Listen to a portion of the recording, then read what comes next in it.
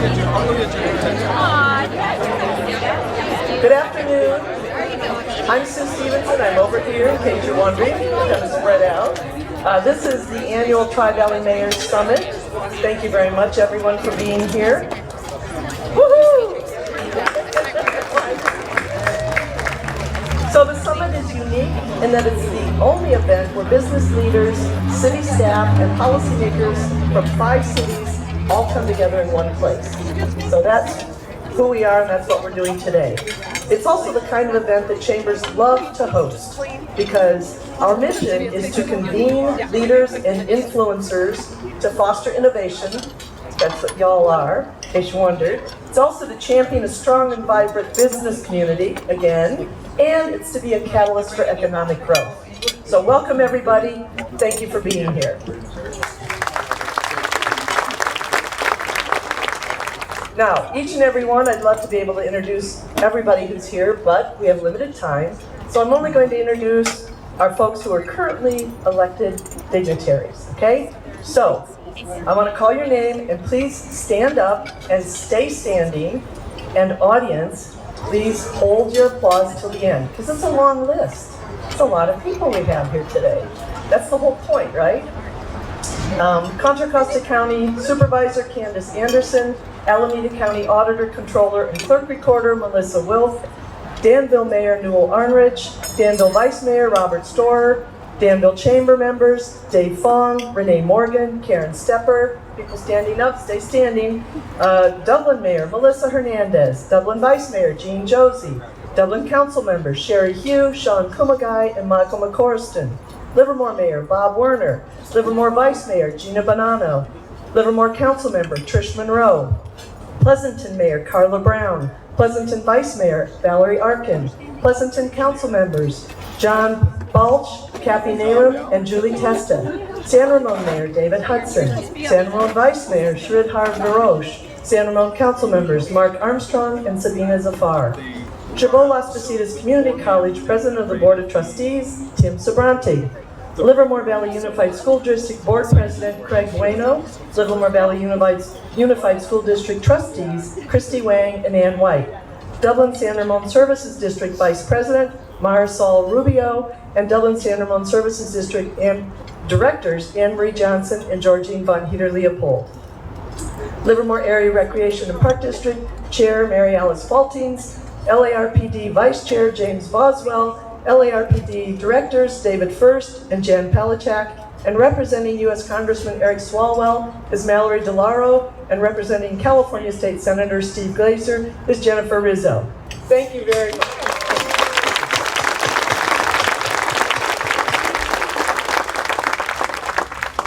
Also, the Dublin Chamber of Commerce is very fortunate to have Inga Houston as our CEO and President. Now going to introduce today's sponsors and the other CEOs from the participating chambers. Thank you, Sue. Thank you for coming up and welcoming everybody. And I want to welcome everybody again. We have a beautiful day. Don't you just love this garden setting? Thank you, Patelco, for having us here and making this a lovely evening or lovely afternoon. Of course, I have my own introductions to make. And first and foremost, my newest partner in chambering, your chamber relations professional, my right hand, Jill DeBaca. She's with the Dublin Chamber. Where are you? She's over here. She's probably working and making everybody get name tags. Today would not be possible without a little help from my friends. My other partners in chambering, would you please stand up and be recognized? They helped get the word out about today's event, and this event is much to your success as it is Dublin's. Thank you and your teams for your help. Let's hear it for the Tri-Valley Chamber Alliance members. Judy Lloyd with the Danville Chamber. Oh my God, sorry. Dawn Argula with the Livermore Chamber. Our newest chamber friend, James Cooper with the Pleasanton Chamber. And Stuart Bambino with the San Ramon Chamber. A little side note, guys, we've been doing this here in the Tri-Valley for a while. long before I became into chambering. And the word's gotten out. And during the pandemic, the East Bay Chambers worked together to collaborate to find solutions for our members. Our chamber friends from over the hill are here today to join us and check this out to see maybe they might want to do it over the hill. So let's hear it for San Leandro and Alameda Chamber, Emily and Madeline. And since I'm mentioning my chambers, I can't forget Bob Linscheid. He's a chamber pro, and he's here in the house. He's with Walnut Creek Chamber. Okay, as I mentioned, this couldn't happen without a lot of help. And let's hear it for Amos Productions for making everybody be able to see and hear. And seeing that I'm not a very good mic person, I'm moving around too much. So sorry for making the challenges, but Jody, you help bring events to life and keep everybody seeing and hearing the program. And this one was a challenging one, and you delivered. And I appreciate your creativity and problem-solving techniques. So then I would be remiss without mentioning our wonderful caterer, On the Vine Catering. If you have events, they do great food. Thank you. Okay, so now a few words from our sponsors. Let's welcome up Juliet Dawn from Chevron. Thanks, Inga. My name is Juliet Dawn. I'm a corporate affairs representative with Chevron, and we're pleased to sponsor today's Tri-Valley Mayor Summit. And special thank you to Inga Houston and the Dublin Chamber for putting today's event on. Chevron believes the future of energy is lower carbon, and that affordable, reliable, and ever cleaner energy is essential to a more prosperous and sustainable world for all. Chevron is committed to providing lower carbon solutions to help reduce emissions for our customers when you look at the transportation sector. Chevron is also investing in technologies including biodiesel, renewable natural gas, hydrogen fueling, and electric vehicle charging infrastructure.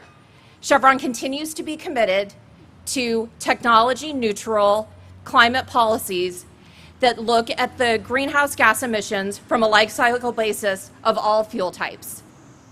Chevron is also pleased to be a member of all of the Tri-Valley Chambers, and we are pleased that we had Dave Hudson at our table, our mayor of San Ramon, and we look forward to hearing what the other mayors have to say. Thank you.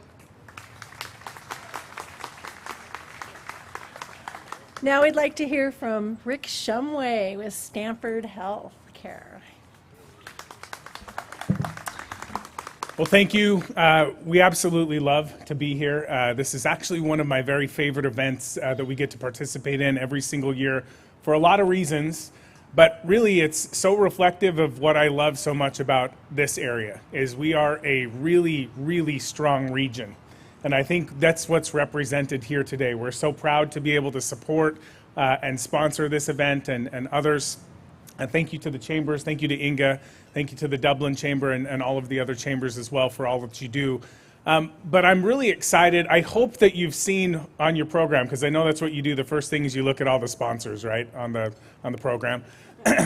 We have actually changed our name, and we've changed our name really in an effort to make sure that we are reflecting the people that we serve. So we are no longer Stanford Healthcare Valley Care. We are now Stanford Healthcare Tri-Valley. And so we're really excited about that change and what it represents for our future. I think what you're going to continue to see is a lot of investment and commitment to this region. Many of you have probably seen that we have made a fairly substantive acquisition in the Hacienda Business Park, a new 5-building campus that we will continue to be expanding and growing and bringing new Stanford services to our region and our community. But again, hopefully very reflective of the ongoing commitment and excitement that Stanford has for the Tri-Valley, and so excited to hear from our mayors today and so appreciative of everything that they do. So thank you. Thank you, Rick. Okay, so for our final sponsor, our host today, but before I bring him up, I have to say thank you to the Patelco team for the amazing work they did, and they dreamt the dream with me for creating an event for the here in their beautiful, beautiful garden. But I have to say, shout out to Kara Hauk and Michelle Enrique. You guys are awesome. Thank you for knocking it out of the park. Okay, for Patelco, we're going to hear from Amit Seth. He's the Senior Vice President of Delivery with Patelco. Thank you, everyone, and good afternoon. What a beautiful day. We actually moved and relocated here in December of 2019, and then March of 2020 happened. So this event's one of our first, and we're super excited with all the planning and everything that went into this and be able to host this. We're obviously actively engaged in not only the Dublin Chamber, but obviously many chambers across the Bay Area. We're a Northern California-based credit union, so we participate around community engagement is our top focus. I know a lot goes into planning this, and we're super privileged to be able to host on a rotation basis and hope to be able to do another event soon. Being here in Dublin is fantastic for Patelco Credit Union and kind of serves to our mission of financial well-being. Our core focuses remain helping the community. As a credit union, a Northern California-based credit union, we continue to focus on the financial wellness of our members, being out in the community. We participate and partner with many not-for-profits, and again, just excited to be a great partner, not only with the Chamber, but the Dublin area as well. Additionally, I wanted to share that on your table, should you want to learn more about Patelco Credit Union, we do offer a variety of programs as a full-service credit union, but more importantly, we put together a lot of our products, services, in our Patelco at Work program, solely focused around how we can support our local communities and help our employers in the local area around financial wellness. So again, welcome, congratulations. It's really exciting to be here today and just a really nice day. So thank you. Thank you, Amit. Okay, let's welcome Sue, our chair. Without you, I couldn't do half of what I do. She is amazing, and we'd be so lucky if you guys ever got her on our board, but don't take her from me. Okay, so we're getting close to the reason we're here, but first, I want to tell you a little bit about what's been happening at the Dublin Chamber of Commerce this year. First of all, we advocate on behalf of our businesses. We've opposed Senate Bill 262. It was the no bail bill, which is still alive, I believe, last time I checked. We also opposed and defeated Assembly Bill 1400, which was the single-payer health care bill. We've hosted several key luncheons, State of the City. Thank you, Mayor, so much, our star attraction, of course. And we host the State of the County. Thank you to our supervisor, David Halbert, as well as a breakfast meeting to honor our members for their many years of sustaining membership. On the second Wednesday of each month, we host Lunch Bunch. Lunch Bunch, these are networking lunches for our members and held at different members' establishments. Great opportunity to get to know your other members. We've also held 3 Economic Development Committee meetings. This committee is our advocacy team. They learn about issues and vet them and make recommendations to our board. And finally, the Chamber hosts a Business Roundtable series. We invite speakers to speak on topics of importance to the city, to the community, and these discussions are open to all, and they have included an annual residential real estate update and a session from PG&E on business resiliency, helping your business in a COVID-19 economy. And most recently, this month, we had Chief of Police Garrett Holmes. Where's Garrett? He's right over here. He came in, and it was a very wonderful conversation. Members got to ask questions. It was wonderful, and we thank you so much for providing so much safety and security in our community. It was a very good session. Early in October, the Chamber will be hosting forums for City Council and the contested races in Dublin San Ramon Services District and the Dublin Unified School District. That's part of this series. And so these are all Zoom, so if you can't catch the live event, you can watch it later at your convenience. They will be taped and available, I believe, on our Facebook page or somewhere. YouTube. They'll be on YouTube. So it's a great way to get to know the candidates. Because, you know, we don't always have newspapers. We've kind of lost all our local newspapers to cover people. We have a few. But thank you, Pleasanton Weekly. They're partnering with us on the candidate forum, as is the Women's Club. Now I would like the board, my board, the Dublin Chamber Board, to stand when I say your name. And again, audience, hold your applause till I get through everyone who's here today. Past chair, Gina Molinaro Cadera with AVI. Gina's short, there she's standing. Wave your hands. Treasurer Danita Romero with Chabot Las Positas Community College District, nice in red. Executive Committee Member Dominique Paigaro with All Natural Stone. Stephen Kahn with Hoag Fenton. And Nadia Corey with Fremont Bank. Thank you very much.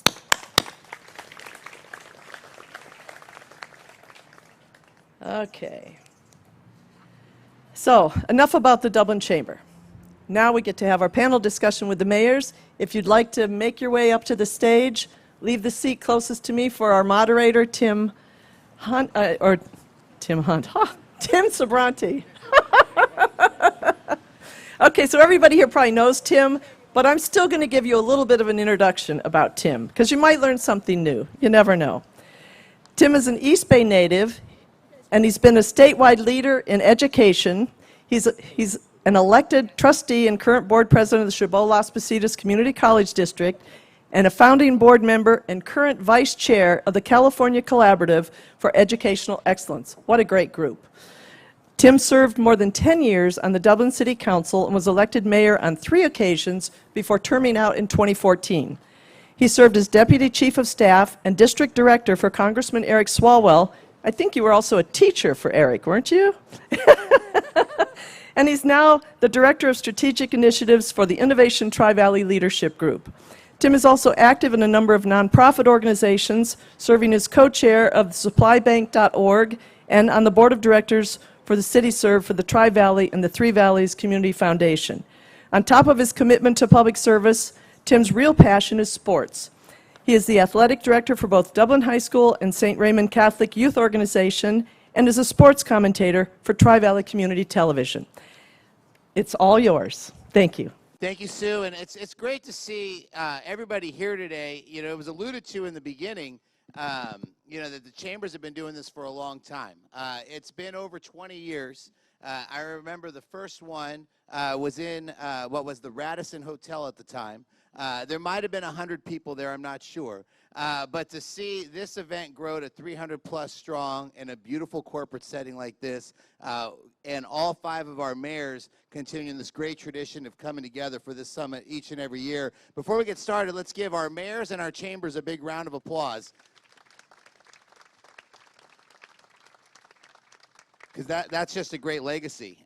So we want to get started, and I think what we're going to do is we're going to go down the row, and I want to let the mayors introduce themselves, telling a little bit about themselves in terms of, you know, what inspired them to initially run for office and get involved in public service in their community, and for all of you to learn about what their top priorities are now as mayor. So I'll start.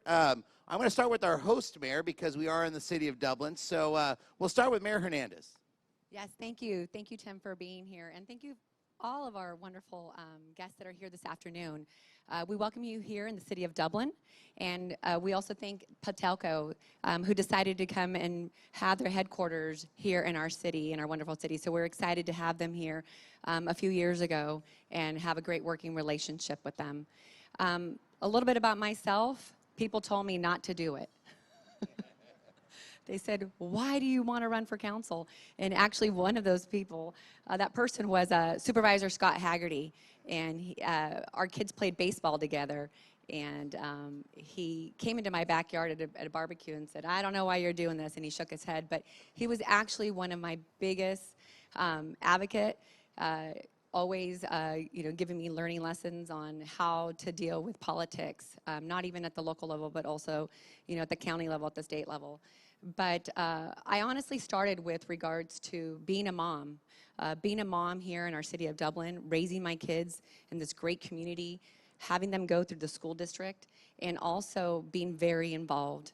And when I decided to get more involved on the city side, because my kids no longer wanted me to be with them at school, they said, Mom, you're always, every time I turn around, you're there. But I felt that volunteering for our schools was a necessity. If you're able to do it, to be able to help our teachers, to be able to help the administration there, and just to be able to help other students as well. But I remember Tim Sabrani having that conversation and calling him and say, can you please put me on the Human Service Commission? And he already had selected his cabinet there, but he did call me and say, I'm going to put you on this marketing and branding task force. And I love Dublin even more. And to be able to bring in that branding of the New American Backyard, to be able to bring in and explain to people why we have such great parks and why we're such a diverse community really made me love Dublin and represent Dublin. So not only am I honored to be the first Latina mayor in our city, in our Tri-Valley, but also before I decided to run, I would sit across the dais from the council. And at that time, there were no women representation.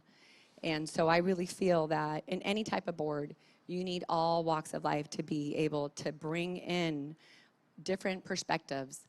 We may not always be right, and we may not always be wrong, but bringing the different perspective, bringing different ethnicities, and bringing new opportunities and challenges that you can address as a board together. And I want to give a shout out to my council that's sitting over there, and happy birthday to Councilmember Mike McCorston. Thank you. Happy birthday. Okay, excellent. Mayor Brown.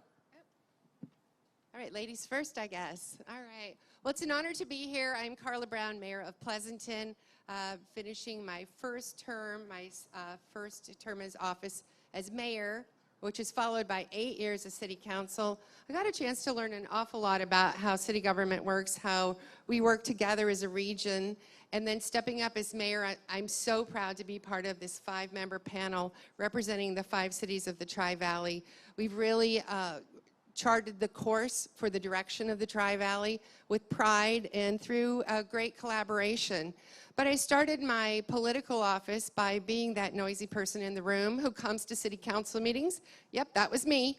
Coming to city council meetings and asking to be listened to and asking for my concerns to be listened to. And I felt at one point that the way to do it is step up and be the person who gets to listen to you and gets to interact with our Chamber of Commerce's and gets to interact with incredible elected officials. And I'm so proud of our city council is here today.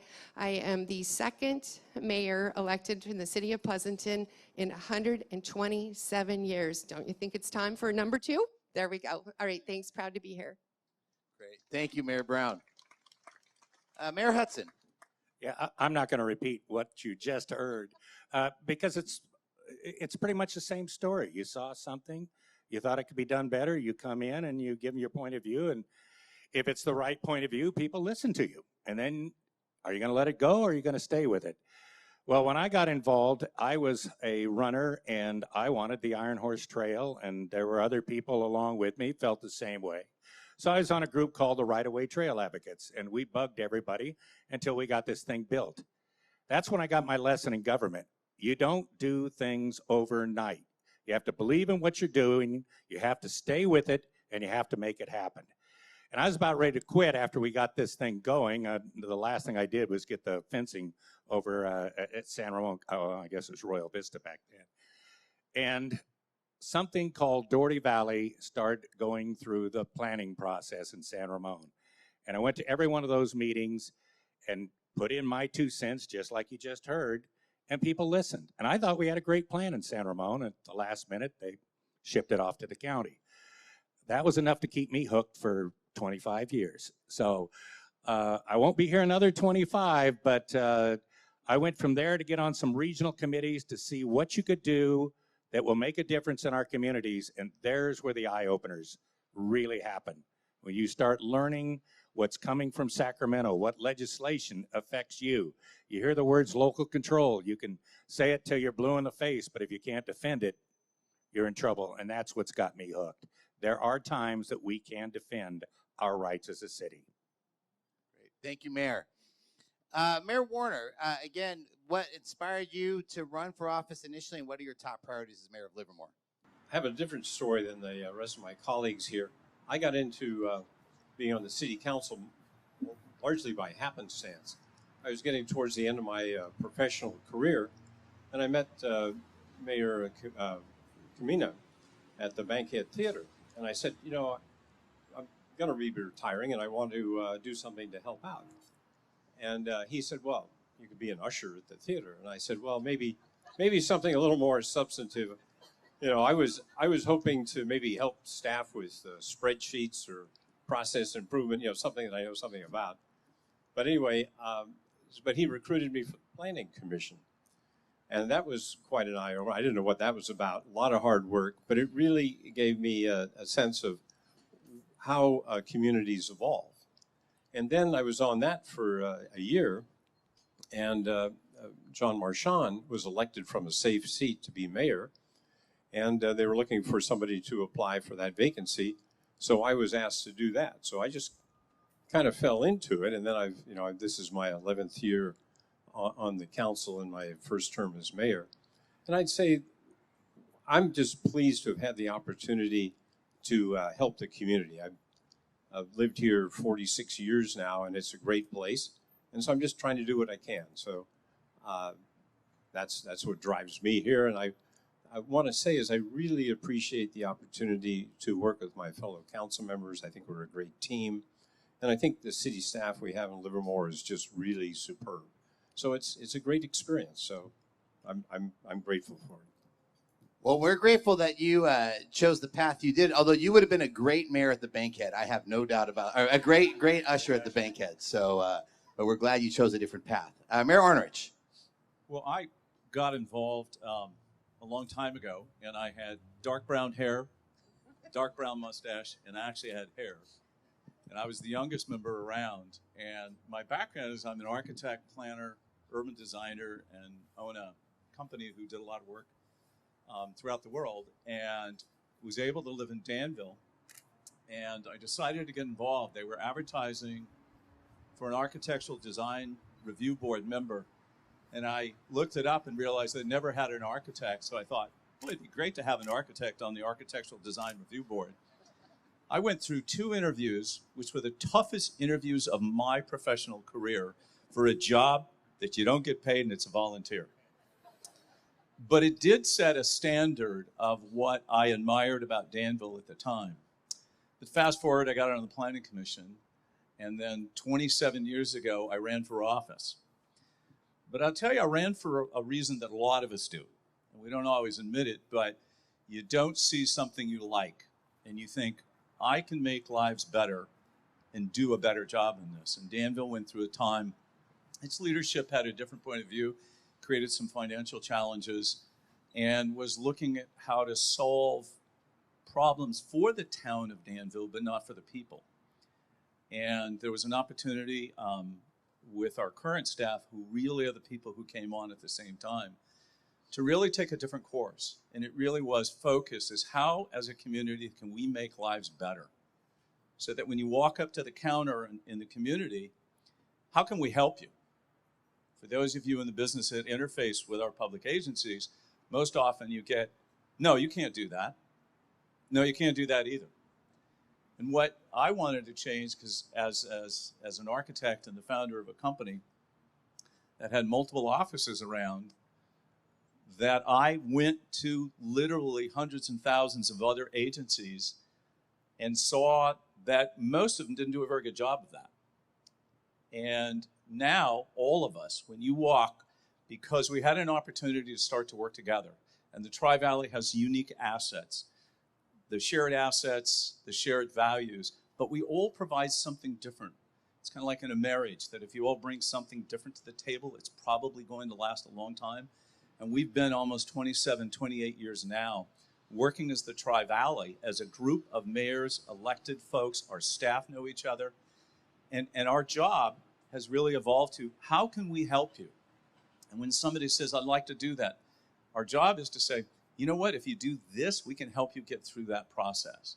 So I'm really proud, 7 times as mayor. I have an incredible group of us, of council members, and incredible staff that is well known in this area, because for us is that small community. We're not the one that's growing. Unfortunately, we're pretty much built out. But we provide a lot of things that we'll hopefully talk about in a little while that complement all of us. And overall, we live in a wonderful Tri-Valley area I'm proud to be part of that. Thank you. Great. Thank you, Mayor. Let's give it a big round of applause. I think it's always interesting to have a little bit of context and hear the different histories and the pathways, but obviously the shared commitment to public service. Now, mayors, we have a group here, as you can look out, obviously, of some of our community leaders in a variety of different roles, public, private sector, nonprofit. They're all ambassadors for the Tri-Valley. As ambassadors of the Tri-Valley, what is one big thing that if they take away nothing else from this, what's one big thing about your city, a coming attraction, an exciting development, an amenity that's coming? What's one thing that you want them to be able to take away? And as they're talking to their colleagues and neighbors and others, both in and out of the Tri-Valley, and they remember about your city, what's the one big exciting thing that you want them to take away to be able to share with others? Mayor Brown, I'll start with you. I was joking because you're going off the question list here, a little bit of deviation. But one of the things I want to share is that in Pleasanton, one of the busiest buildings we have is our permit center. Why? Because we've got a lot of exciting projects coming forward, and I'll just share just a few of them with you. Many people may have heard, and there was some litigation which slowed it all down, but Costco is coming. It's coming to Pleasanton right off of Stone Ridge and Owens Drive at the intersection of 580, 680. We did get slowed down a little bit, as I said, from some litigation, but we expect it to be open and competing with Danville and Livermore. Complimenting Dan. Complimenting and serving the Pleasanton residents by next year, about this time next year. So you'll see a fast track. They're going to start working on transportation, and that'll be a big part of it. You know, we also have 10X Genomics coming forward. It is an entire city block, 14 acres of a new development coming forward. And as you heard from our hospital CEO, 5 buildings will be switching over to be, got to get this right, Stanford Valley Care Tri-Valley. Stanford Tri-Valley, a hospital. Very proud. Lots and lots going on. So that's some of the things I'm really proud of. So when your planning department and your planning center is one of the busiest buildings you have, maybe only behind our library because we have a really popular library, you know that it's a good place to live, work, and raise a family. Thanks. Great. Thank you, Mayor. Mayor Hudson, and I said one big thing, but yeah, I think you guys, you're all mayors. You can't just talk about one thing. 3 or 4 things that you're really excited of that you want people to know But about Tim, Santa that's Rosa. the problem. We can't. I had one thing, and I was going to stick to it until she brought up Costco. So I will say 2, because I am so delighted that we have Costco gasoline in San Ramon. And I'm not looking at the Danville table, but I am so happy that we were able to put this near Robert Store's house. The one thing for me that it's personal, because as I told you before, I started on it 30 years ago. I probably logged over 10,000 miles on the Iron Horse Trail alone. That was when I was 5 or 6 pounds lighter, or was that 5 and 6, 56 pounds lighter. But this overpass that we have worked for at least 30 years that I know of to span Bollinger Canyon Road, which will allow people not to have to stop every time a pedestrian or a bike wants to cross Bollinger Canyon Road, is a game changer. You will see, as we saw in Contra Costa County, the bike traffic, especially with the electric bikes and scooters, increase about 300% in this decade. And we were told when we tried to do Measure X or Measure J or whichever one it was, no, I can't keep track of them anymore, that the analysis said it would be a 243% increase, and we got that just during COVID. So the fact that we will probably accept the bid for the construction of that overpass in February, and you'll be on it by the fall of 2024, is the big thing for me personally. Mayor Warner. So I'll try and stick to the one thing, maybe go to 2. I would say if you're talking about businesses and employers, that Livermore is really a great place to do business. We've got a lot of the infrastructure and assets that you need. And then on top of that, we've got a wonderful downtown that we're making even better all the time. So that's what I would emphasize. Great place to come and start up your company. Great. Thank you. Mayor Arnrich. Does this one work? Does maybe a little louder. Top 3 things, and I'll tell you, I think they're all because of COVID. All of us. Louder. Closer, just closer. I'm going back to my microphone. Thank you. I'm here. I'm back. 3 things that came out that I think a lot of us share here in the Tri-Valley. One, our building department process, plan submission, we all end up being virtual. Now, there were a lot of other agencies, I will tell you, that did this years ago. And we were all a little bit late to that. But it actually was out of necessity and need, and the best change comes out of that. And the fact is, by us getting it into later, we have the latest and greatest technologies. We don't have legacy softwares and things like that. San Ramon went through an incredible new software system for the building department. And as a matter of fact, I was trying to help open a mass factory in Livermore, and the client was saying, well, how are we going to get a permit in COVID? And I said, well, we'll work on it. Met with them virtually, and we had a permit in barely 3 weeks and we're under construction. That's unheard of for those kinds of things. But it also happened to be the opportunity for all of us to figure out how to do business better and how to go back to that philosophy. And I think that, again, what we share here in the Tri-Valley is how can we help make your life better and make your business better? The second thing that we did, I think we realized that the old retail models and the way we had our zoning and planning, it's all forced us, for a good reason, or you can say, given us the opportunity to revisit how we plan our downtown, our retail environments and restaurants. And it has changed, and it's changed forever.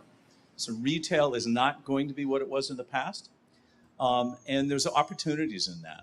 Our service commercial has really changed. Those are the most popular businesses we're asked to help facilitate. Before we said, oh, we want service commercial elsewhere.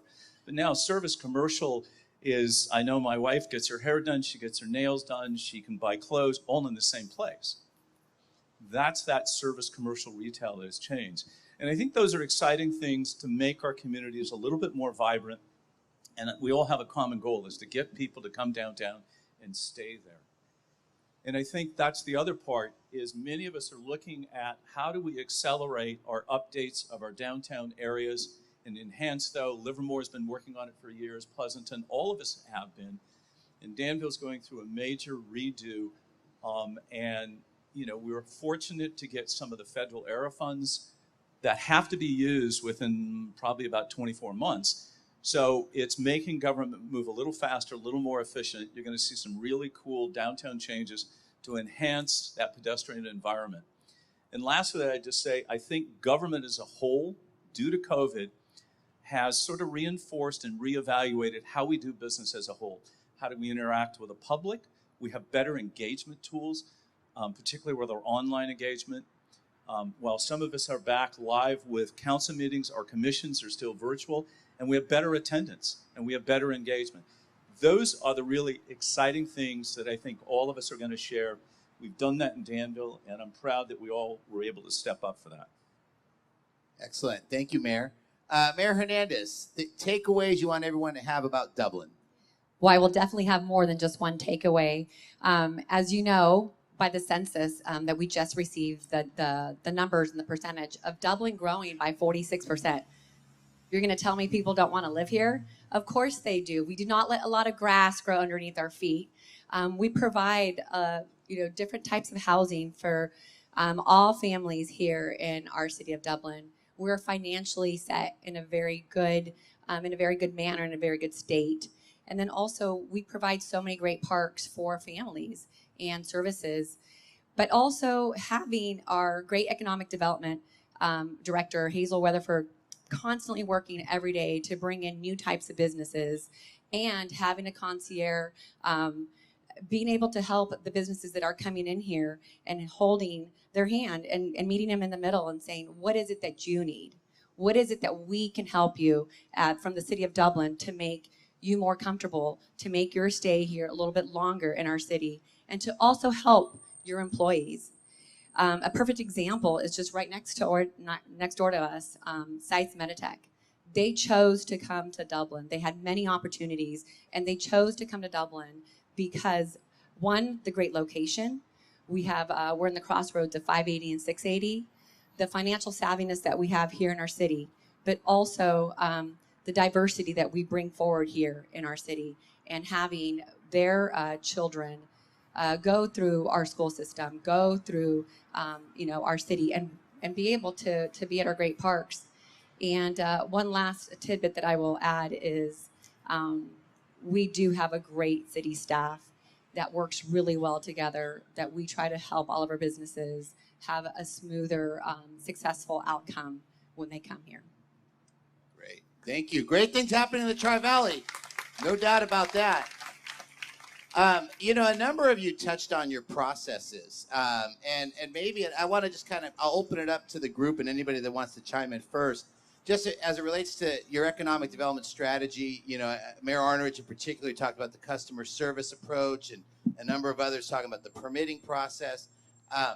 But just beyond that, without sharing company secrets about specific companies you're targeting, but are there certain industries that you're particularly focused on in your community? Are there specific branding or marketing? I know you heard Mayor Hernandez talk about the branding in Dublin, but is there a specific branding or marketing approach, specific industries, a specific approach to permitting, zoning that's kind of driving your economic development strategy? So I'll open that up to the group and whoever wants to tackle that first. Mayor Hudson. Yeah, I'd say there is, except the state has changed everything with legislation. I don't know why we bother zoning anymore. You can build in open space, you can build at churches, you can build wherever you want, it seems like. To me, it's always going to be in the permitting, because I get the calls like the rest of you do, and they don't happen quickly. But we can't lose sight of what is driving the economy for people that have the businesses we're talking about, and that's housing. I mean, housing is the economic development for the Tri-Valley. I think we've done a pretty good job of staying on top of it. If I had to pick a problem, it's that there are other counties that haven't.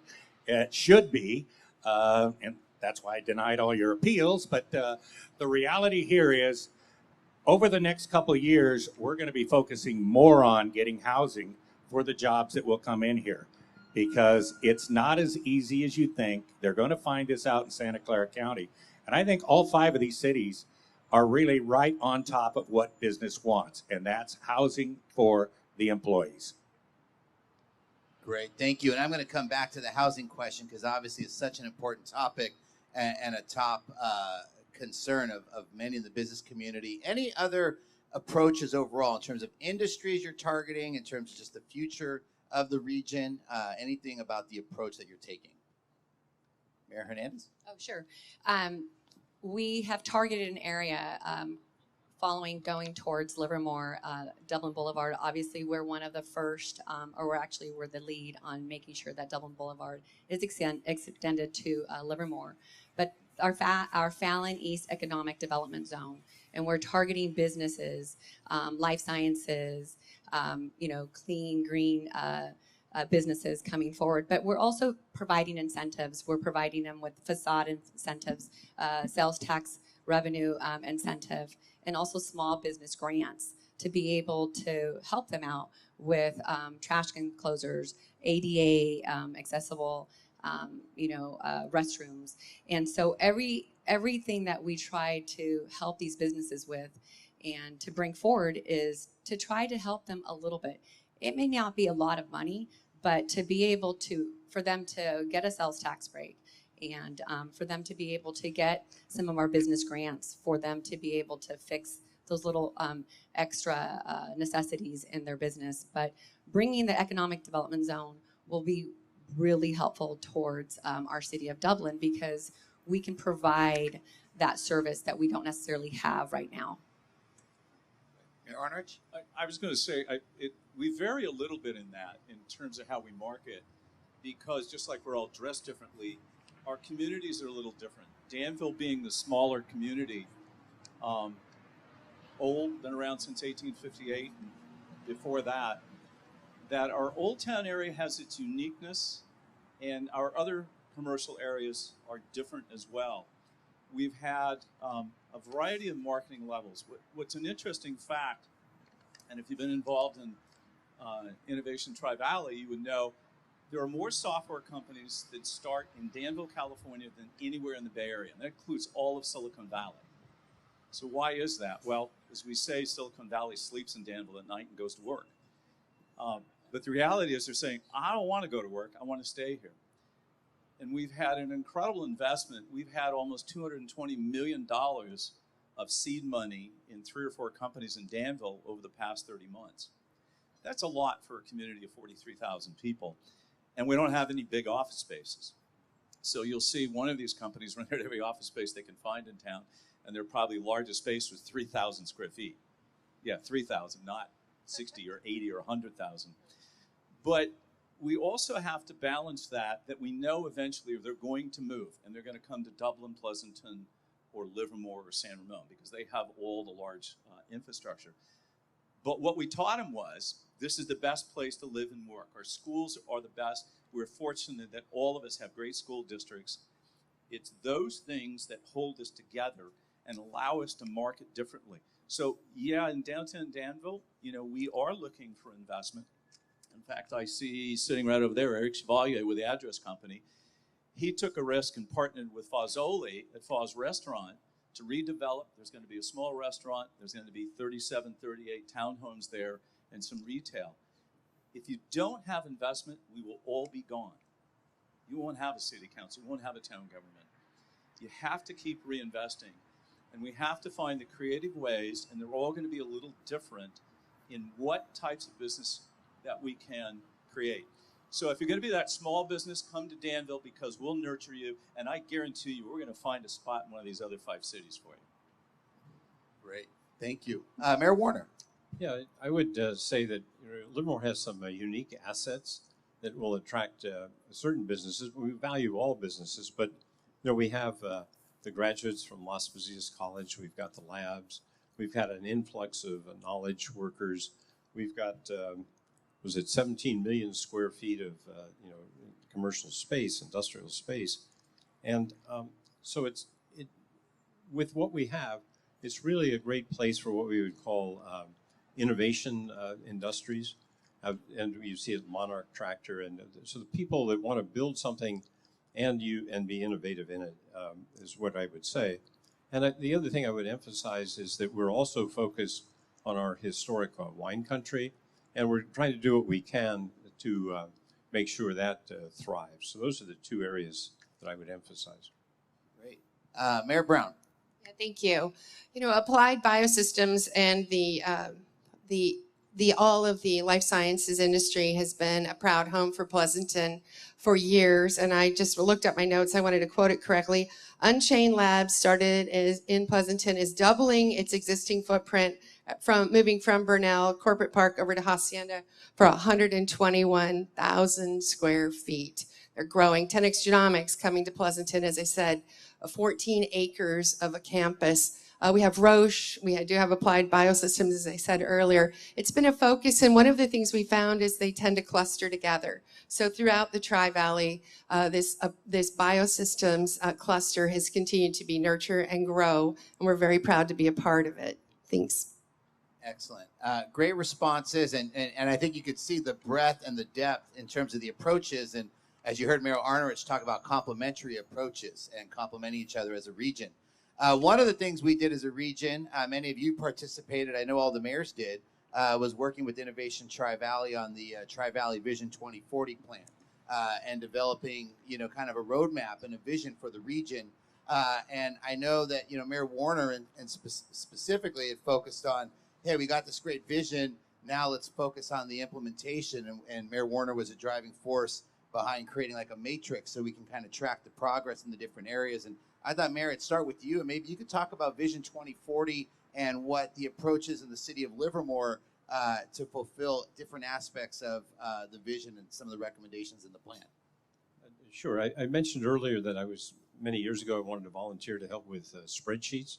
So naturally, when I heard about ITV and what their vision strategic plan is, I looked and said, well, the cities have the same thing. So what we need is some way to look at the alignment between what the cities are doing and what ITV would like to do. And that way, once we understand the larger picture, both in ITV and all across all the cities, we can actually make things happen and track what's going on. So that was the origin. And and so Livermore did put their matrix together. I think the other cities have as well. And of the various parts of ITV's vision, the ones that we would start with is world-class talent. We have Las Positas College, and there are a lot of programs there to feed the workforce we need. Some of the companies I mentioned in the industrial innovation. The other thing that we would want to do, and where the city can help Las Positas, is making sure we can do what we can to get the student housing, and so we're looking at that. And then the other one is critical connections, and that really translates into Valley Link, which all of us on this stage here are really solidly behind. So that's good. And then the last one I'll mention is vibrant placemaking, and we're really working very hard to make Livermore an incredibly attractive place to live, work, and play.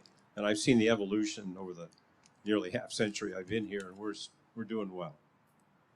That's great. And anyone else, as you look at beyond the horizon, sometimes you get caught up in what's right before you on a particular council agenda or goals and objectives for the year. But any other communities in terms of the long-range planning towards the vision or vision for your own community? Yeah, I would say it's interesting. I'm going to correct Bob a little bit. It's not ITV's Tri-Valley vision. It's our vision, and ITV represents all of us. And the reason why I say it's a little subtle distinction is that we were part of that. So it isn't just a group of people saying, we want you all to do this. It was that community value that came together with representatives of business, us in government, our staff were on that. And Bob was right, we had to make a commitment though, and using a matrix to make sure that our staff and us as the elected leaders were all aligned and trying to make positive, substantial commitments to go towards that. But if you look at the assets that we're starting with, this is a unique area. And you remember from the Tri-Valley Rising report, an incredible discovery, and it turns out it's still true today. We're one of the few communities on the planet that 60% of everybody that lives here has a bachelor degree or higher. Now, Silicon Valley isn't that high, and we would think so. Well, maybe it's because they all drop out of college and start companies. But the reality is, it shows that, and we know this, that why our areas are doing strong is Silicon Valley, they do live here. This is the place. Why? Because we have good schools. We don't have the congestion.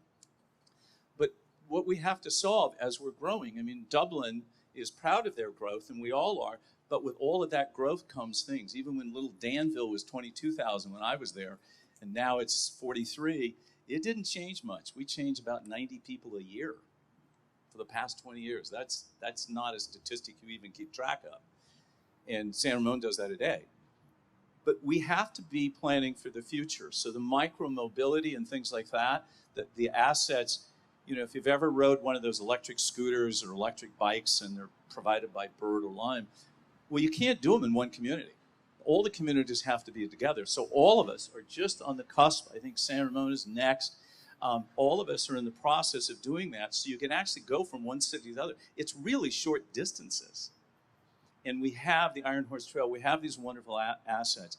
Innovate 680 is to we can't pave our way out of other solutions. Now, we're fortunate right now, traffic levels are not back what they were pre-COVID. They likely won't. But what does that give us? It gives us an opportunity for more capacity.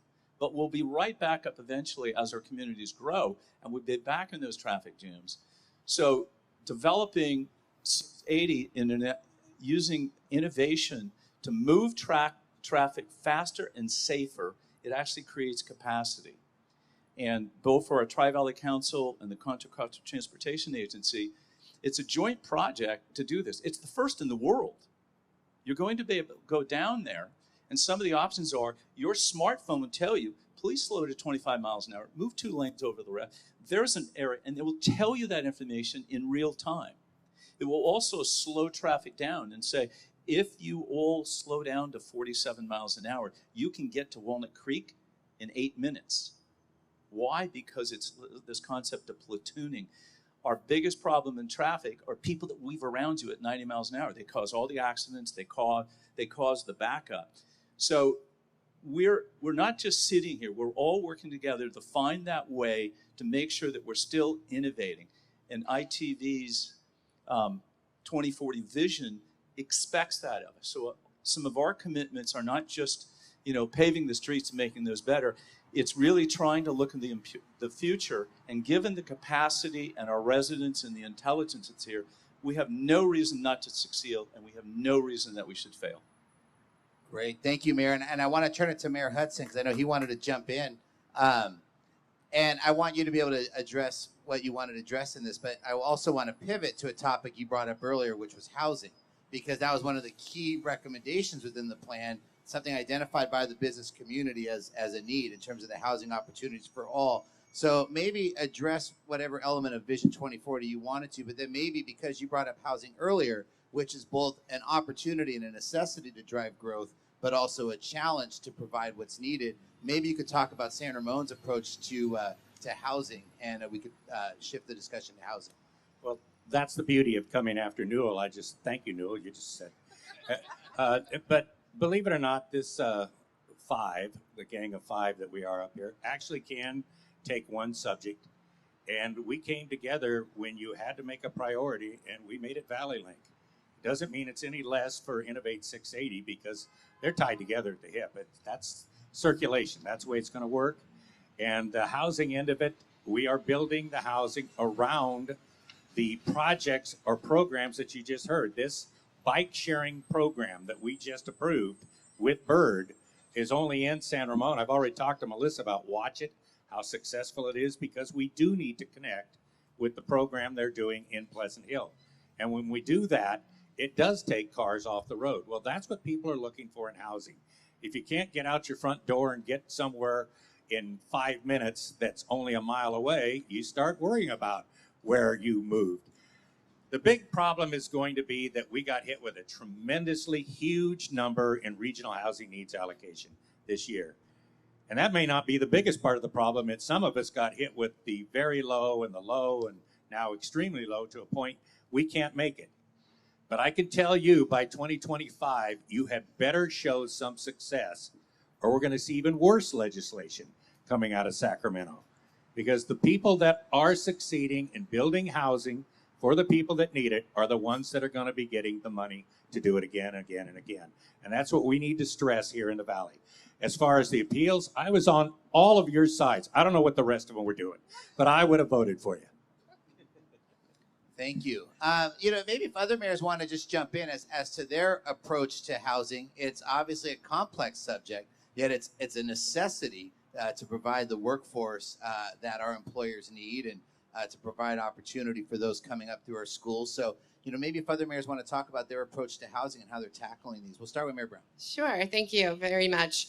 Housing is something that is not simple. I had a discussion with someone who was very proud of their PhD about housing, and we were saying it's not a simple supply curve. If it was simple, we would have solved it a long time ago.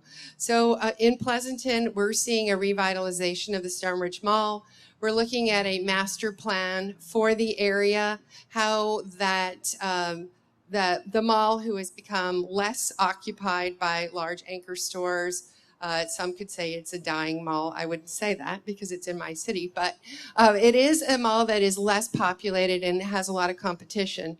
So we approved already 480 housing units, and they're in the process of coming forward.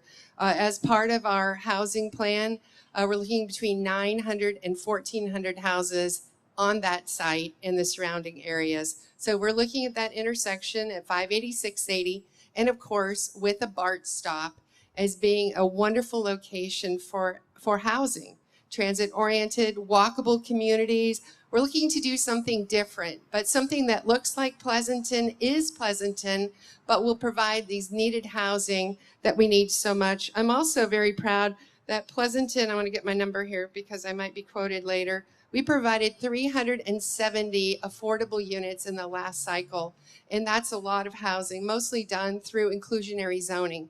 So 100 housing units, 15% of those are low-income housing. That works. It works well. I wish Sacramento supported it a little bit more because they want 100% affordable, which, as we all know, is financially very difficult to do. So I'm very proud we're moving forward, and I'll highlight one last because it's visionary.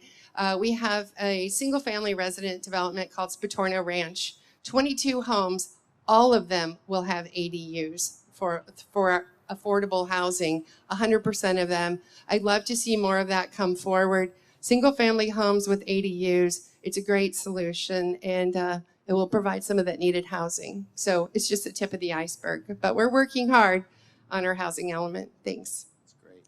Mayor Hernandez. Sure. With regards to housing, as you know, you see it everywhere here in the city of Dublin, but also being able to bring in all level types of housing, right? With every economic, salary with regards to meeting those needs. But setting a plan and following through with it is extremely important. To be able to work with some of the developers so that the cities get what they need, and also ask for things above and beyond, and asking developers to meet you a little bit more on your side versus their side. But with regards to what we've done here in the city of Dublin is we created a prototype of ADUs for not only for maybe our parents, but maybe our children that cannot afford to live in the Tri-Valley but still want to go to school nearby. And also having it accessible to your residents for them to be able to go to your planning department, being able to pull those permits, being able and having a plan for them where this process is a lot smoother. But as you see, we already have a lot of our regional housing number needs already allocated through the pipeline. We've already sent it off to Sacramento at the state, but we are bringing having that partnership with those nonprofit organizations like Eden Housing, Bridge. If you haven't heard of the Silver Tsunami, we are also bringing different types of assisted living housing as well for our seniors, our parents, in order for them to have a comfortable life here in our city of Dublin. And one is just located here on Arnold Road. The other one is by Inspiration Drive. We have two projects, one on East Dublin BART station and one on the West Dublin BART station. So we are and have always been bringing housing and all types of housing, which is extremely important. But on top of bringing housing, bringing pedestrian-friendly master plan, right? To be able to create our downtown, to be able to look at which roads need more bike lanes, which roads need more accessibility for people to be able to move around. So having a plan and sticking to it will make the city's life a little bit easier. It'll make our council's job a little bit easier as long as we also work with other individuals. Great. Mayor Arnich, I know you mentioned about Danville being at build out, but I know you're still looking to provide housing as well in the community of Danville. Maybe you could talk about the approach there. Yeah, so we have a challenge. And for most of you, you hear it in the paper all the time. You hear it on the news, and the state legislature beats on all of us is that the housing problem is local government's problem. It's not. I could talk all day about why, but it really isn't. You know, cities and counties right now have over several million approved housing projects, but they're not being built. That's the real question. Now, are there challenges and barriers to get to that? Yes. But why aren't those? And the legislature doesn't want to look at that because in theory, they're policy makers. It's all they're supposed to do, except they have the lion's share of our tax system, the overwhelming lion's share. None of us in our charters and by the state constitution are we in the housing business, so we don't build housing. In Danville, we have 16,700 single-family homes. We have less than 400 apartments. Our RHNA numbers, which are the regional housing allocation numbers since the 1960s, are required by every community. The state of California or another agency that they create tells you what your fair share is. And the idea was so that they weren't building all the retail and we had to provide the housing. So it was a way to have some logic to it. Danville has met our affordable housing for the past 40 years. How do we do it? It fits in Danville, as Mayor Hernandez just said. It looks like Danville. It fits our community. We got assigned 2,241 units. Oh, and by the way, you should plan for another 25% just in case it doesn't work out. Just the 2241 means 70 acres at 30 units to an acre. That's how you get to the 21. And by law, we can't change our zoning any less than 30 units an acre. So we have about 5 to 7 acres left to develop in Danville. And most of those are actually committed. In fact, the table I was sitting at, they have one of the projects. It's a 7-acre site. There isn't much. Address Company, they found a site and they're going to redevelop it. So we have to tear down our infrastructure to meet a false number. But we've always done it. How did we build low and very low income housing in Danville? That's a long conversation.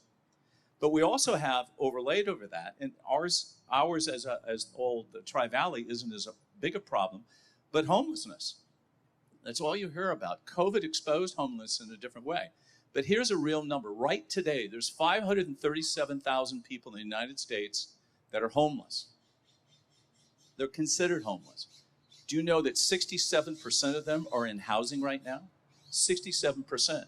But the other 211,000 are people, no matter what we can find as a solution to help them, unless we can solve mental health, which we also share, this is one of the Tri-Valley's #1 priorities, is mental health for our children, for our general population, and COVID also exacerbated that.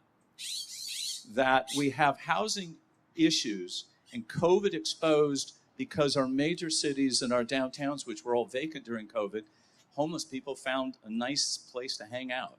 So it's very visible. But 20% of all of the homeless people in the United States live in Los Angeles. 1.1 million. I'm sorry, 100, too many zeros. 101,000 people are homeless there. And there's another reason. Why is that? What happened? Why are more people homeless there? But our challenges are disproportionate based on a false premise. We're considered in Danville a resource-rich community. Anybody tell me what that means? Well, the Turner Institute, my alma mater at Berkeley, and I taught there for 3 years, came out with this idea from a guy who I knew working in New York who understood affordable housing and how to do it through a method called self-help housing. They came out and said, you have a nice school, you're the safest community, you have all those assets, therefore, tear down everything and build affordable housing.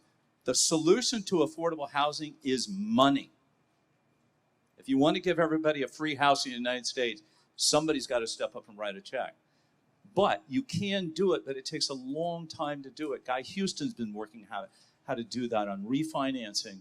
And Robert Storr, vice mayor, what does he know about housing? He's going to open in Mayor Hudson's community the groundbreaking today for 123-unit senior housing, 100% affordable for low, very low, in an area that it's $6 million to $7 million an acre. How did they do that? Show up today at 2 o'clock at Al Costa and they'll tell you how. And Tim, I just want to add something really quick. You know, Newell said with regards to money, and for all the Alameda County residents that are sitting here before us, it's really important to understand some of these measures that go through. And Measure A1 that was brought forward by Supervisor Wilma Chan was extra money, or I shouldn't say extra money, but money to be able to allocate to cities to build affordable housing. And I know that all the cities in the Alameda County side have utilized those funds. And so even if it's just $7 million, it helps. And so for the voters out there, make sure you read on Measure A1 because it will come forward, and we as cities do depend on those funds to help us with the affordable housing. And I know that if anybody wants a full update about the challenge of building affordable housing in their downtown, and you have about an hour or two, you can talk to Mayor Warner after, and he can talk about some of the challenges that they've faced. But maybe on a broader level, maybe just talk about the approach to housing in Livermore and how you're working to meet the needs. Yeah, that's what I wanted to mention is the how we approach it in Livermore. We're starting with the premise that we really want to be welcoming to all. And in particular, we want to make sure, to the extent possible, that the people who work in Livermore can actually live in Livermore. And so that means having a full spectrum of housing for everyone. And, you know, I mentioned earlier, we've got students at the college. We'd like to have the student housing. We've got service workers. So we're trying to look at the full spectrum and really be balanced in our approach. And the other thing I would say is, with respect to the RHNA numbers that were mentioned earlier, we are planning for it. We don't have any heartache about it. And when we do that, we're also wrapping in things like transit-oriented development around the projected Valley Link station. We're also looking at walkable communities, so you can live and work and shop and entertain yourself there. So there are many aspects that you need to think about deeply when you plan the housing, and that's what we're about. And we're doing okay. That's great. Important topic, and obviously something everyone's working on.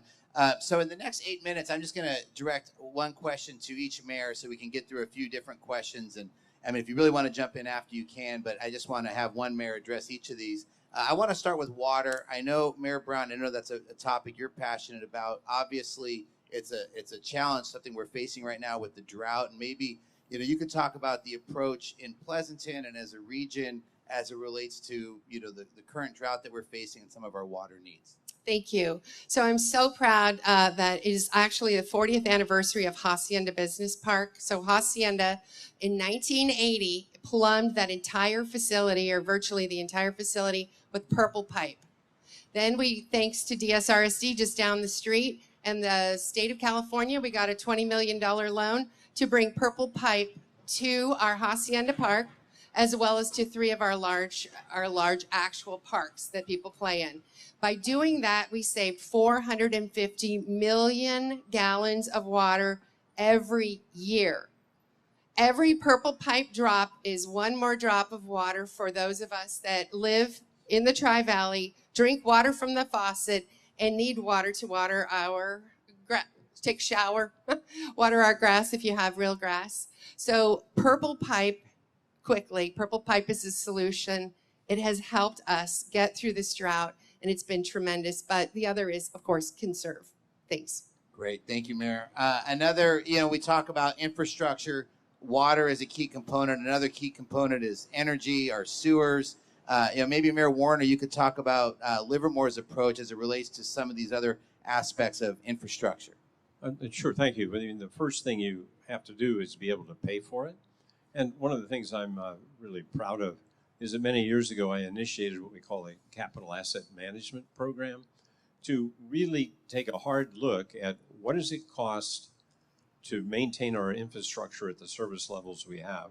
And we look at that and we find, 20 to 30 million annual gap. So how are we going to pay for that? And what we also did was engage with the community to get their priorities when the hard choices have to be made.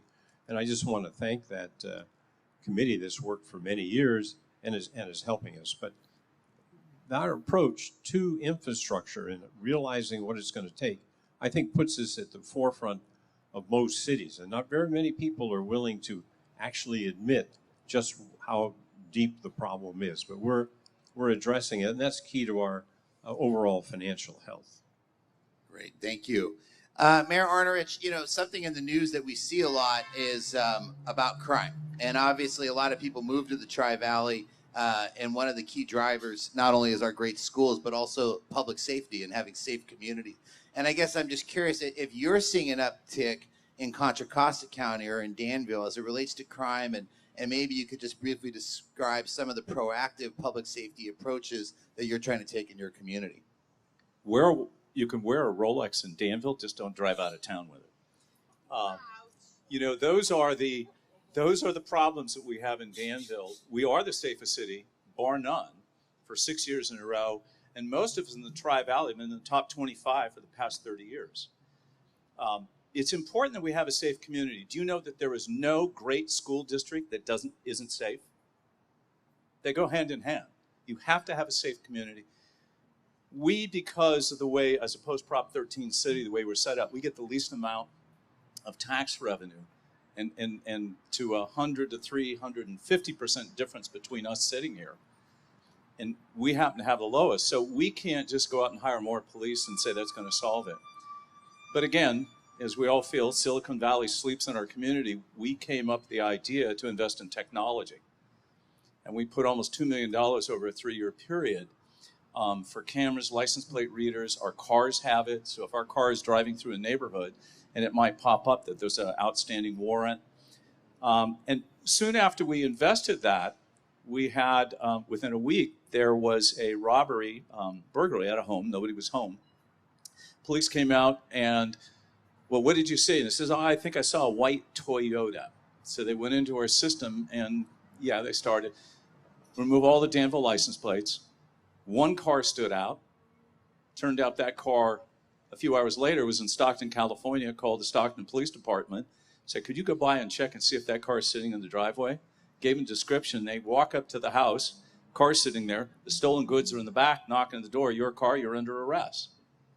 Well, that story has been repeated literally hundreds of times.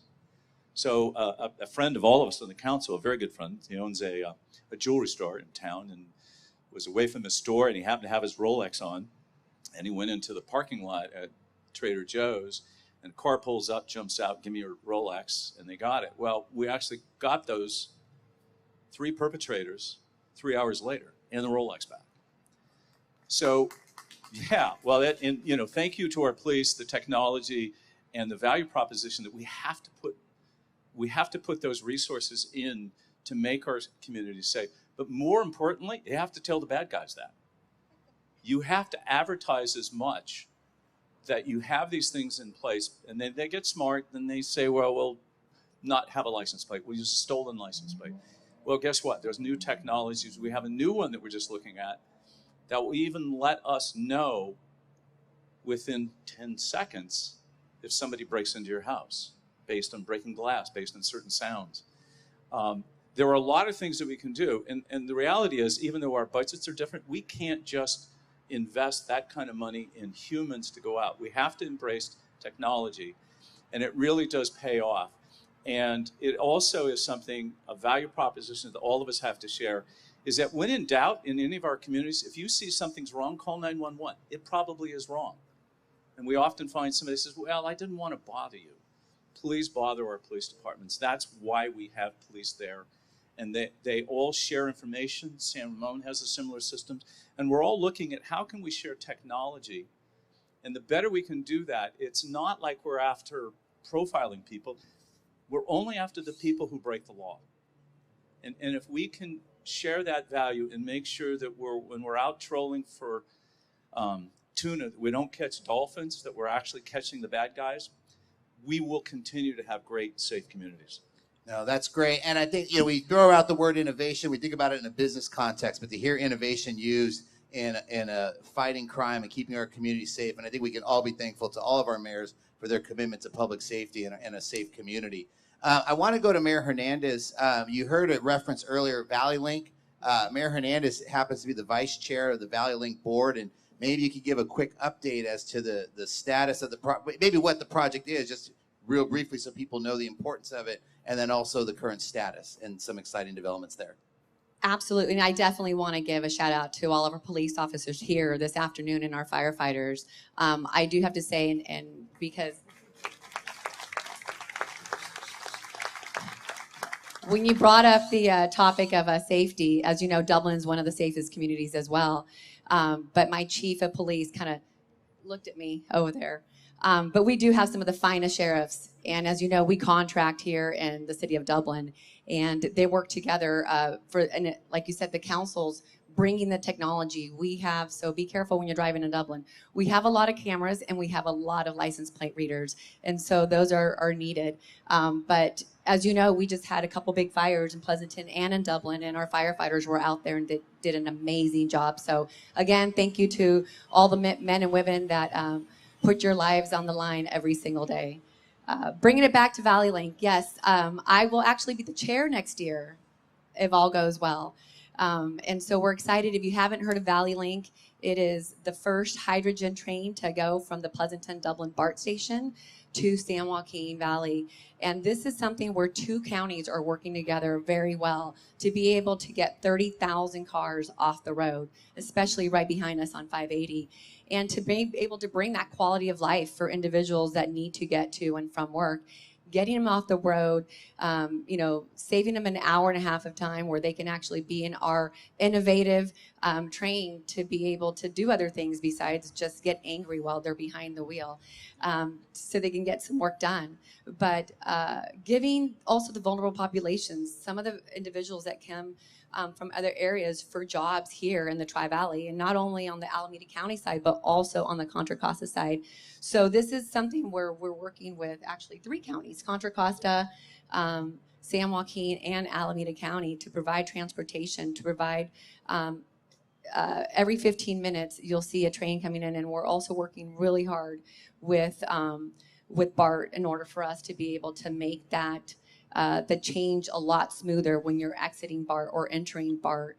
And we are excited. We're being talked about great things in Sacramento, but we would not be able to do it with our new great executive director right here, Kevin Sheridan, who has brought so much the last several months to the board and to other representatives. But having Congressman Swallow give us $400 million, being able to work with MTC, being able to work with other transportation agencies. But some great news is that we are now eligible as of June to be able to get some federal funding, which we definitely need.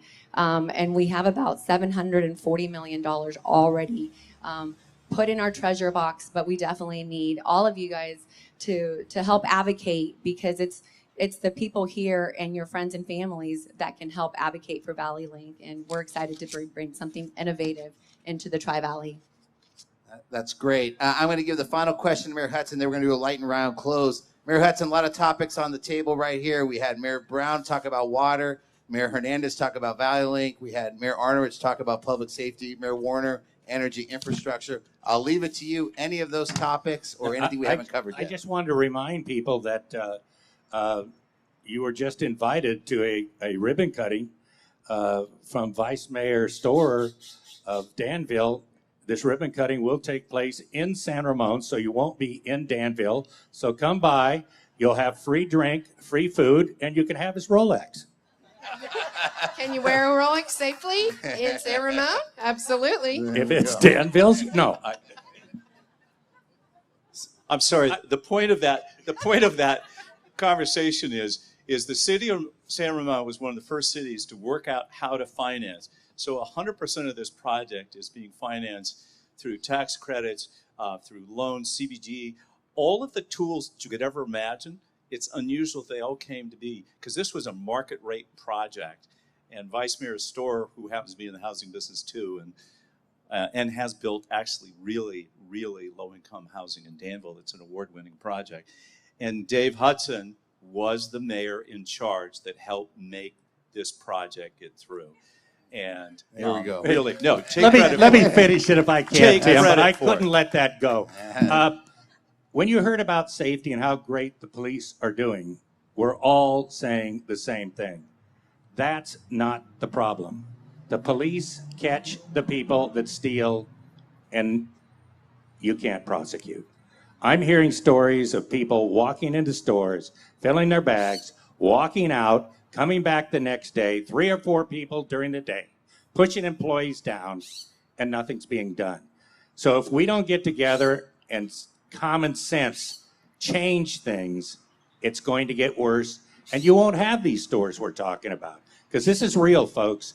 The store I went into was hit 4 times that morning, and it's coming this way. First thing I did was check on our stores, but if you can get away with it there, why can't you get away with it here? So we need to help our police. No doubt about that, and I think some of the innovative solutions that we heard Mayor Arnovich bring up might be the right approach. Okay, here's what we're going to do. Lightning round, last questions, 30 seconds or less. This is a group that's generally in the know, but what's one interesting fun fact about you or about your city that everyone here may not know? Interesting or fun fact to close us out? Mayor Warner. I'll start with 1921, which is the 3rd year of our rodeo. The rodeo clown was Charlie Chaplin. All right, Mayor Arnott. So Charlie Chaplin married somebody that lived in Danville. No, this is true. So Danville is home to a national park, and I bet 99.9% of you don't know it's there.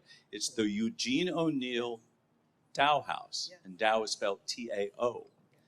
He was the only American playwright to win the Nobel Prize. He moved to Danville because he had tuberculosis. His doctor lived, and the leading authority at the time, who's from Boston, lived in Oakland, but he said, you should live out here because it's not quite as foggy. So he built this beautiful house and wrote most of his most incredible plays. But his daughter, who we all kind of know, who was very young, and Charlie, who was in making movies just down the road here, kind of hung out with Eugene because he was an actor, a playwright, and he married his daughter. His daughter was a third of his age. And Charlie Chaplin fell out of favor in the United States because of his political views and ended up moving back to Paris, which is where he was from. But you know Geraldine Chaplin. It's actually Geraldine O'Neill Chaplin. Small fact. Interesting. Neil, have you ever played hot potato? It's a fun fact. 30 seconds. Right. I'm sure a lot of you know, but I just want to make sure that, as you know, I love birthdays. Dublin is celebrating our 40th anniversary this year, and we have been celebrating throughout the year. In 1982, a lot of pioneers decided to not be part of and have Alameda County make our decisions. So please say happy birthday. Come celebrate with us all year round. And also we will have our Don Biddle Park grand opening down the street. Please come on September 24th at 10 o'clock. Very special. Speaking of birthdays, and I've been looking for James Paxson, the Hacienda Business Park and Park turned 40, a similar number, turned 40 this year. And I'm sure Charlie Chaplin would have come by and dined at one of those great restaurants in our wonderful business park. So if you happen to see James Paxson, tell him happy birthday, happy anniversary for the Hacienda Park. And we're so proud it is a part of our city. Thank you. Excellent. Mayor Hudson. I give up. I'm sorry, you can't be, I can't top that. I will just say my wife and I celebrated our 52nd wedding anniversary on Monday. That's excellent. Ladies and gentlemen, let's give a big round of applause to all of our mayors who do a fantastic job representing us here in the Tri-Valley. I'll turn it back over to Sue. Thank you very much. First of all, I have to apologize to my board member I did not introduce, Kyle Wetchelman. Will you please, with Stanford Help. Thank you. Sorry, Kyle. I didn't mean to miss you. Shame on me. Okay. Thank yous. We have a bottle of wine. What a great place we live, right? Always a bottle of wine as a thank you gift for folks. Also, I think I've been coming to these Tri-Valley Mayor Summits for 20 years. I thought it was normal. Then I found out recently a lot of other regions don't do this. And that's why we have a few visitors from other chambers checking out this possibility. It's wonderful. We are a region of interest, even though they're crazily chopping up our voting districts. It's okay. We're still a region of interest, and you guys are all working together wonderfully. So thank you, thank you, thank you. I also want to give a few ads. There's a job fair coming up. September 29th, there's a flyer on your table. If you're interested, pick it up. There's a golf tournament coming up, our golf tournament, September 26th. It's a Monday. What a great way to start a week, right? Who wants to go to the office? Go out on the golf course and have a nice day. We're planning a trip. The Chamber is planning a trip to Ireland in the spring of next year, in March, so check it out. We have a ribbon cutting coming up at Jaffa Hummus. Wonderful Mediterranean food. If you haven't been to it, it's a great place. September 8th, 11 a.m. We also have a network mixer at Holiday Inn on September 28th. That's a Wednesday, so check it out. And I also want to thank all our sponsors. Patelco Credit Union, what a fabulous campus. This is so beautiful here. Even the birds. It attracts a lot of birds. You know, bird watchers are going to want to come hang out in your patio here. Chevron, Stanford Medicine, Ace Rail, All Natural Stone, Hoag Fenton, PG&E, Cemex, and the Association of Builders and Contractors. And last but not least, Inga Houston and Gilda Baca. Gilda's probably still doing work somewhere. These two women, it's amazing. They pulled this all together with a whole lot of help from Patelco. So thank you, everyone. Enjoy the rest of your afternoon.